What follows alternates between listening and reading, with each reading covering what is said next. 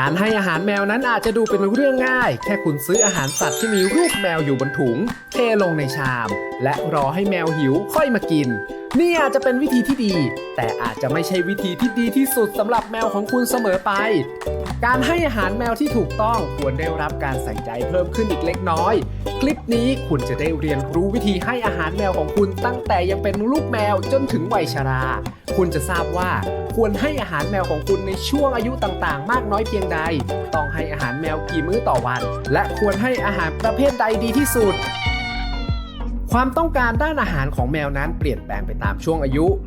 เมื่อแมวของคุณก้าวผ่านช่วงวัยความต้องการทางโภชนาการของพวกเขาจะเปลี่ยนไปการตอบสนองความต้องการเหล่านั้นในทุกช่วงของชีวิตถือเป็นรากฐานของการมีสุขภาพที่ดีอาหารที่คุณค่าทางโภชนาการไม่ครบถ้วนอาจจะมีข้อความว่าควรบริโภคควบคู่กับอาหารหลักเพื่อให้ได้รับสารอาหารที่เพียงพอต่อความต้องการของร่างกายเพราะอาหารเหล่านี้มีสารอาหารหลักอย่างโปรตีนไขมันและคาร์โบไฮเดรตไม่ครบถ้วนขณะที่คุณกำลังดูฉลากควรดูคำแนะนำการให้อาหารต่อวันประกอบด้วยคำแนะนำด้านโภชนาการบนบรรจุภัณฑ์จะบอกแนวทางที่ถูกต้องให้กับคุณแม้ว่าคุณจะต้องปรับเปลี่ยนบางอย่างเพื่อให้เหมาะกับความต้องการที่แท้จริงของแมวก็ตามโดยคำแนะนำการให้อาหารแมวของคุณในช่วงต่างๆของชีวิตมีดังนี้ลูกแมวแรกเกิดถึง4สัปดาห์ลูกแมวแรกเกิดถึง4สัปดาห์ในระยะนี้ลูกแมวส่วนใหญ่จะอาศัยนมแม่เป็นแหล่งโภชนาการเพียงแหล่งเดียวหากแม่ของพวกเขายังอยู่ด้วยคุณไม่จำเป็นต้องให้อาหารลูกแมวเลยแม่แมวจะรู้วิธีเลี้ยงลูกแมวเองอย่างไรก็ตามหากคุณเก็บลูกแมวกำพร้ามาคุณอาจจะต้องป้อนนมจากขวดลูกแมวต้องการนมสูตรทดแทนสำหรับลูกแมวซึ่งเรียนแบบสารอาหารที่พบในนมแม่แมวคุณสามารถซื้อนมทดแทนสำหรับลูกแมวได้จากสัตวแพทย์หรือร้านขายอุปกรณ์สำหรับสัตว์เลี้ยงอย่าให้นมวัวแก่ลูกแมวเนื่องจากนมวัวไม่มีสมดุลทางโภชนาการที่เหมาะสมในการเลี้ยงดูลูกแมวแรกเกิดนมทดแทนสำหรับลูกแมวอาจจะมาในรูปแบบผงซึ่งผสมกับน้ำตามวิธีการที่ระบุบนบรรจุภัณฑ์หรือเป็นแบบพร้อมทานที่ไม่ต้องผสมแต่มีราคาที่สูงกว่าแบบสูตรผงนมทดแทนที่เหลือสามารถเก็บไว้ในตู้เย็นได้นานถึง24ชั่วโมงหลังจากนั้นจะต้องทิ้งสูตรพร้อมทานเมื่อเปิดแล้วสามารถเก็บไว้ในตู้เย็นได้นานถึง72ชั่วโมงหลังจากนั้นจะต้องทิ้งทั้งนี้จำเป็นต้องอุ่นนมที่อยู่ในตู้เย็นก่อนป้อนให้แก่ลูกแมวทุกครั้งควรให้อาหารลูกแมวแรกเกิดของคุณมากแค่ไหน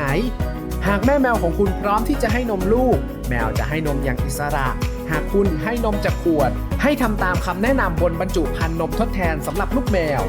ปริมาณที่แน่นอนอาจจะแตกต่างกันไปขึ้นอยู่กับยี่ห้อของนมทดแทนแต่โดยส่วนใหญ่คุณจะให้อาหารสูตรลูกแมวประมาณ2ช้อนโต๊ะต่อน้ำหนักตัว100กรัมทุกวัน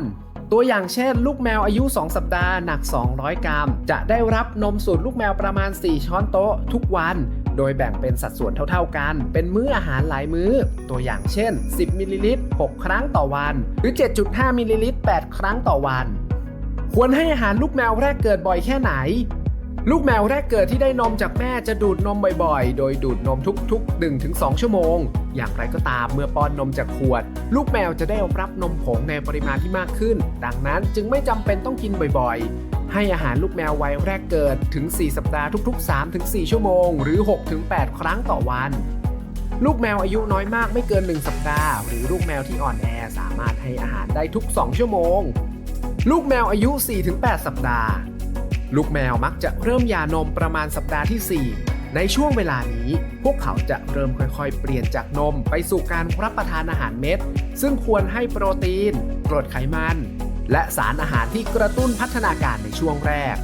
ลูกแมวที่เลี้ยงด้วยนมขวดตั้งแต่อายุ 4-5 สัปดาห์อาจจะยังต้องการนมสูตรทดแทนแต่คุณสามารถค่อยๆเปลี่ยนไปให้อาหารลูกแมวแบบเปียกได้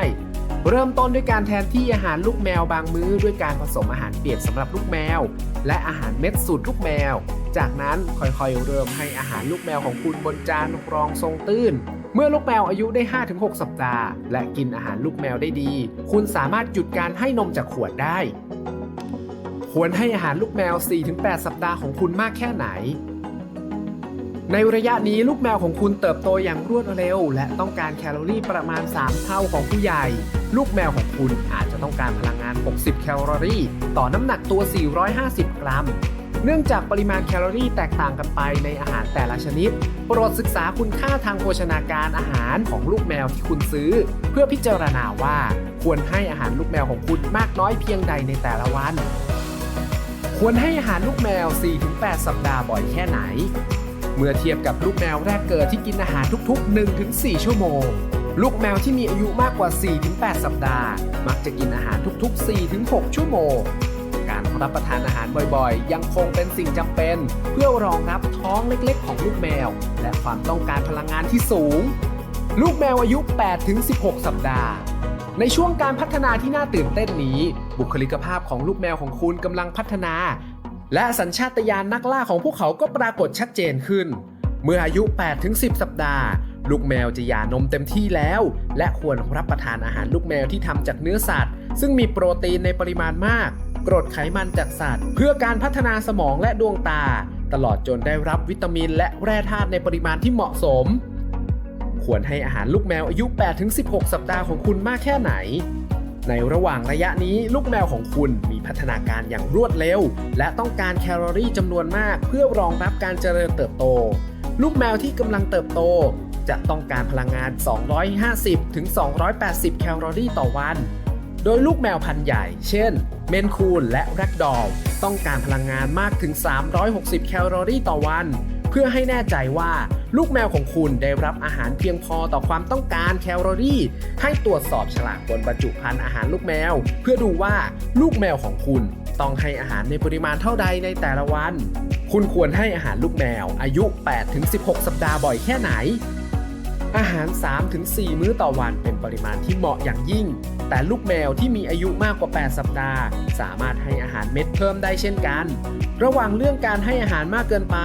แม้ว่าลูกแมวของคุณควรมีน้ำหนักเพิ่มขึ้นในระยะนี้แต่การรับประทานอาหารเม็ดมากเกินไปอาจทำให้เป็นโรคอ้วนได้ลูกแมวอายุ 4-6 เดือนในระหว่างระยะนี้ลูกแมวของคุณจะเริ่มปรับตัวด้านการทานอาหารของตนนี่คือช่วงเวลาสำคัญในการสร้างนิสัยที่ดีก่อนเป็นผู้ใหญ่การให้อาหารที่หลากหลายสามารถป้องกันไม่ให้ลูกแมวจู้จี้จุกจิกและกระตุ้นให้ลูกแมวมีสมาธิลูกแมวที่กินอาหารแบบเม็ดในระยะนี้มีแนวโน้มที่จะติดอาหารกรุบกรอบและอาจจะไม่อยากกินอาหารเปียกภายหลังได้อาหารเปียกหรืออาหารกระป๋องมักจะอุดมไปด้วยโปรตีนจากสัตว์ที่เหมาะสมมีปริมาณคาร์โบไฮเดรตต่ำและมีปริมาณความชื้นสูงกว่าอาหารเม็ดควรให้อาหารลูกแมวอายุ 4-6 เดือนมากแค่ไหนในระยะนี้ลูกแมวยังคงต้องการแคลอรี่ต่อกรัมมากกว่าแมวโตประมาณ 2 เท่าเพื่อพิจารณาว่าควรให้อาหารปริมาณเท่าใดต่อน้ำหนักตัวลูกแมวในกลุ่มอายุนี้ต้องการพลังงานประมาณ 60-65 แคลอรี่ต่อน้ำหนักตัว 450 กรัมต่อวันตัวอย่างเช่นลูกแมวน้ำหนัก 2.25 กิโลควรบริโภคพลังงานประมาณ 325 แคลอรี่ต่อวันควรให้อาหารลูกแมวอายุ 4-6 เดือนบ่อยแค่ไหนแม้ว่าลูกแมวอายุ 4 เดือนจะต้องการอาหารมื้อเล็กๆประมาณ 3-4 มื้อต่อวันแต่คุณสามารถลดการให้อาหารในแต่ละวันเหลือเพียง 2-3 มื้อได้เมื่อลูกแมวอายุ 6 เดือนคุณยังสามารถให้ขนมสำหรับลูกแมวได้ตลอดทั้งวันแต่แคลอรี่จากขนมไม่ควรเกิน 5-10% ของปริมาณแคลอรี่รวมในแต่ละวันแมวอายุ 6 เดือนถึง 10 ปีลูกแมวที่มีอายุมากขึ้นยังคงต้องการแคลอรี่จำนวนมากเพื่อกระตุ้นการเติบโตแต่ระบบการเผาผลาญจะเริ่มช้าลงและความต้องการทางโภชนาการของลูกแมวจะเริ่มเป็นผู้ใหญ่มากขึ้นเมื่อลูกแมวอายุ 1 ปีคุณสามารถเริ่มเปลี่ยนอาหารลูกแมวไปเป็นอาหารสำหรับผู้ใหญ่ได้อย่างไรก็ตามแมวพันธุ์ที่ตัวใหญ่อาจจะยังเติบโตต่อไปอีก 3-4 ปีโดยอาจจะกินอาหารที่ช่วยการเจริญเติบโตต่อไปลองปรึกษากับสัตวแพทย์เพื่อขอคำแนะนำว่าเมื่อใดที่ลูกแมวพันธุ์ใหญ่ควรเปลี่ยนมาทานอาหารสำหรับแมวโตได้ควรให้อาหารแมวโตเต็มวัยมากแค่ไหนเมื่อระบบเผาผลาญของแมวเริ่มลดลงและเข้าสู่วัยผู้ใหญ่คุณอาจสังเกตเห็นว่าลูกแมวเริ่มมีน้ำหนักเกินโรคอ้วนเป็นปัญหาที่พบบ่อยในแมวโตและหากไม่ได้รับการแก้ไขตั้งแต่เนิ่นๆอาจนำไปสู่โรคแทรกซ้อนด้านสุขภาพในภายหลังการออกกำลังกายเป็นประจำและการควบคุมอาหารอย่างดีจะช่วยป้องกันโรคอ้วนและทำให้แมวของคุณมีสุขภาพที่สมบูรณ์ไม่ว่าคุณจะให้อาหารแมวแบบโฮมเมดหรืออาหารสำเร็จรูปก็ตามสิ่งสำคัญคือต้องให้อาหารในปริมาณที่เหมาะสมต่อวันทั้งนี้ไม่มีปริมาณอาหารที่เหมาะสมสำหรับแมวทุกตัว แมวแต่ละตัวต้องการแคลอรี่แตกต่างกันไปโดยมีปัจจัยหลายอย่างเข้ามาเกี่ยวข้องการพิจารณาว่าจะให้อาหารแมวในปริมาณเท่าใดนั้นคุณอาจจะต้องพิจารณาสายพันธุ์อายุสถานะการสืบพันธุ์สภาพสุขภาพที่เกี่ยวข้องและอื่นๆอย่างไรก็ตามโดยทั่วไปปริมาณแคลอรี่ที่แนะนำในแต่ละวันคือประมาณ20แคลอรี่ต่อน้ำหนักตัว450 กรัมทั้งนี้สัตวแพทย์สามารถให้คำแนะนำเกี่ยวกับปริมาณอาหารที่ต้องให้แมวเพื่อรักษาน้ำหนักที่เหมาะสมได้คุณควรให้อาหารแมวโตบ่อยแค่ไหนหลังจากที่แมวของคุณอายุครบ6เดือนคุณอาจจะให้อาหารได้ 2-3 มื้อต่อวันแมวสูงวัย11 ปีขึ้นไป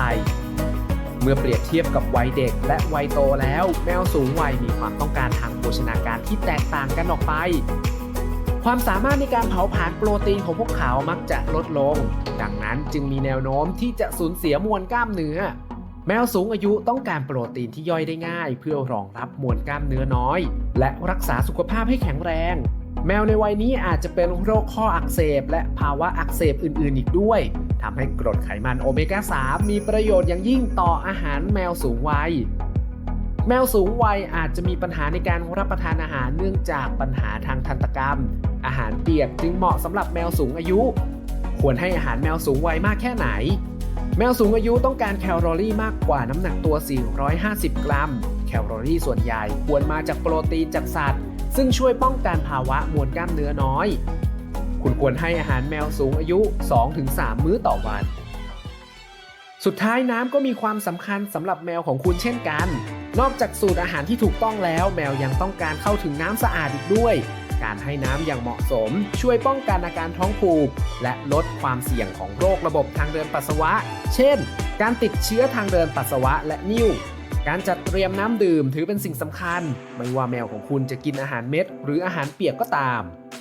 อย่างไรก็ตามการปรึกษาสัตวแพทย์เกี่ยวกับความต้องการอาหารของแมวนั้นเป็นวิธีที่ดีที่สุดเพราะสัตวแพทย์สามารถแนะนำอาหารที่เหมาะสมและแผนการให้อาหารสำหรับแมวของคุณได้โดยพิจารณาจากอายุรูปแบบการใช้ชีวิตความชอบด้านอาหารและสถานะสุขภาพโดยรวมของแมว